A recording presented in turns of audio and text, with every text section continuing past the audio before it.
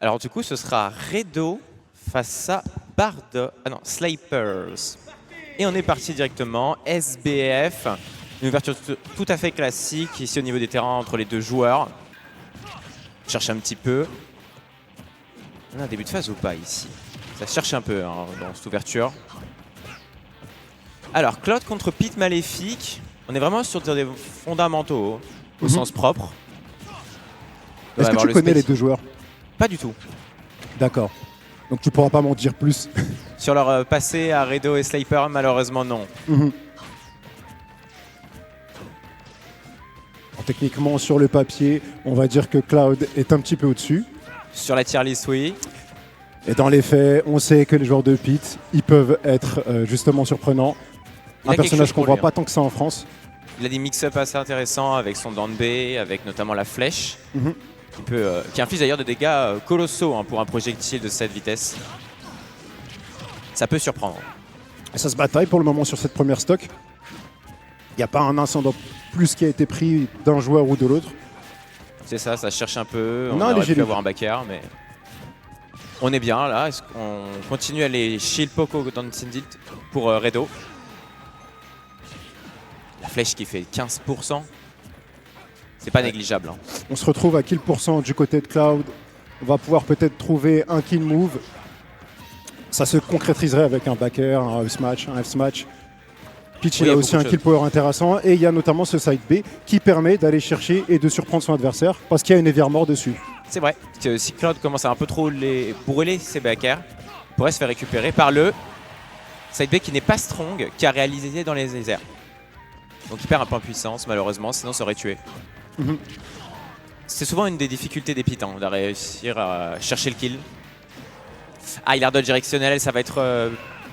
Non, il revient. J'ai rien dit, my bad.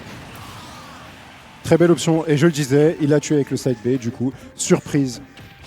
171% quand même. Hein. On a bien résisté côté Sliper, on a réussi à remonter un peu la pente. Progressivement mais sûrement.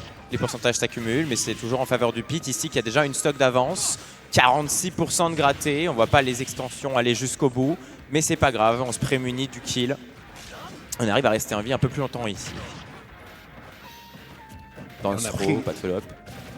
On a déjà pris un lead plutôt intéressant. Là, pour le moment, il y a quasiment une stock entière d'avance. Et le joueur de pit qui va, du coup, perdre cette stock. Missing put? Ouais. Il a vraiment forward smash plateforme nature. Je sais pas. Et ça passe carré. Oh, tant mieux. Hein. Ah, il fallait trouver quelque chose. Il fallait trouver quelque chose. Il a été décisif. Il y en a la limite pour essayer de remonter un peu ça. On perd malheureusement sur ce grab. Mais on recolle au pourcent tranquillement mais sûrement. Pour Sliper. Ouais. C'est toujours faisable. C'est plutôt lent dans la mise en place, dans le neutral. Les deux joueurs qui prennent vraiment leur temps, on va perdre la stock là du côté de Cloud. Très bon sniping de la part de Redo. Ouais, c'est un petit peu suicidé pour Sliper, mais rien n'a fait. Effectivement, hein, les joueurs ici sont sur leur premier match de bracket. Il faut le temps de mettre les mains en route. On rappelle que cette édition du Wanted se fera uniquement en BO5. Là, on est sur les round robin. Il faut avoir plein de matchs de poule. Comme tu le rappelles, le round robin qui va vous permettre vraiment d'apprécier la capacité de chaque joueur à pouvoir affronter son adversaire dans la poule.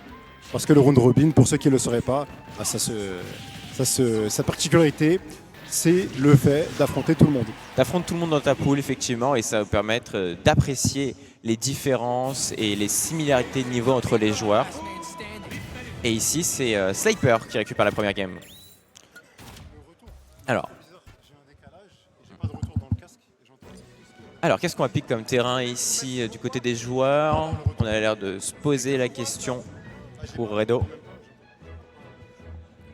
Est-ce qu'on reste sur petit champ de bataille? Est-ce qu'on essaie d'aller chercher un peu plus d'espace pour le Cloud? Je pense que c'est l'objectif. Alors on règle 2-3 détails en régie. Au niveau du son. Au Game & Watch, ok.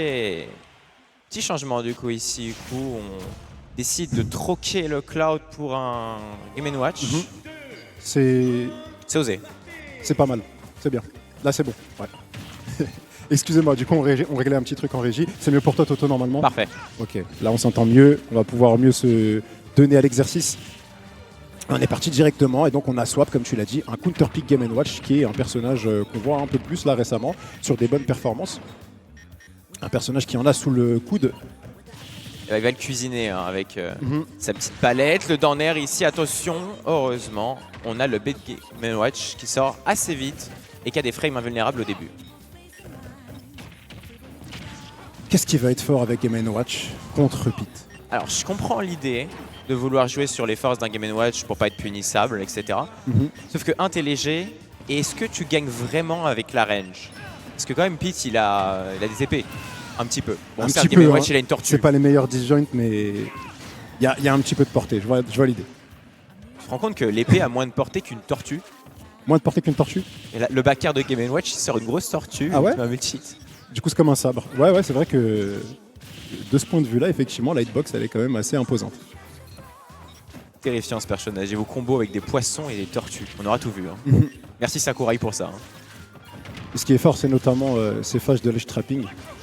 Je rappelle que le B neutre de Game & Watch à lui tout seul, il peut te permettre de récupérer une stock, de venir embêter ton adversaire. Il met, je crois, quasiment 17 ou 20%. C'est un délire. À peu près. Du moment que tu rythmes bien. C'est vraiment un move très fort. Si tu rythmes bien tes envois de petites palettes, là, je sais pas ce qui fait cuire, mais ça gratte effectivement beaucoup de pourcents. On break le shield du down bay ici, côté sniper, mais on se fera récupérer par le setup au down tilt up air parce qu'on a Diane ici. Forcément, ça prend la stock pour Edo. Et une stock d'avance toujours, comme pour le match précédent. On est tranquillement en tête. Ah, le counter pick Game & Watch qui a pas l'air de fonctionner comme escompté ici. Hein. Pas concluant pour le moment. Après, on est en best of 5, donc c'est pas terminé. Même s'il perd cette partie, il peut sortir un autre counter pick de son chapeau, voire il peut repasser sur son cloud. Mais il est plutôt convaincant, notre ami Redo, pour le moment. Ah, il fait des petits cancel de plateforme, comme on peut le voir ici, où il enchaîne ce side B into dans un air pour récupérer l'avantage en neutral state. C'est Redo. Ah, du coup, c'était pas les bons pseudos. Ok, donc c'est le Pete. Ok. Désolé pour les joueurs qu'on appelle de la mauvaise manière depuis tout à l'heure. En plus, je voyais bien sur son maillot rouge, tu vois, il y a écrit Yukinato en haut. Ok, j'avais pas regardé. Je me suis dit, bizarre. Ah, ça semble compliqué pour Dawu de réussir à enlever les deux stocks. Setup haut, down air, up smash pour Yukinato qui prend la deuxième game ici, toujours sur USBF. Alors, ça peut être quoi les réponses? On retourne sur Cloud, on a un troisième pick, on change de terrain. J'aurais eu tendance à rester sur Cloud pour ma part. Pareil. D'un point de vue purement théorie, ça me semble meilleur. Après, il y a ce monde où avec Game & Watch, tu bucket les flèches de Pete. Je sais pas si c'est une explosion d'énergie et donc ça va charger le bucket ou pas. Ouais. Ouais, c'est une bonne question. Ouais, c'est pas mal comme question. C'est une vraie question. Mais j'ai pas la réponse malheureusement. Allez savoir. En tout cas, si c'est le cas, le bucket qui est un outil redoutable qui permet vraiment de tuer très rapidement, d'en finir vite. C'est vrai. Et ouais. On a perdu l'électricité, non, c'est revenu. Après, et donc oui, en tout cas, il y a une intense réflexion de la part des deux joueurs.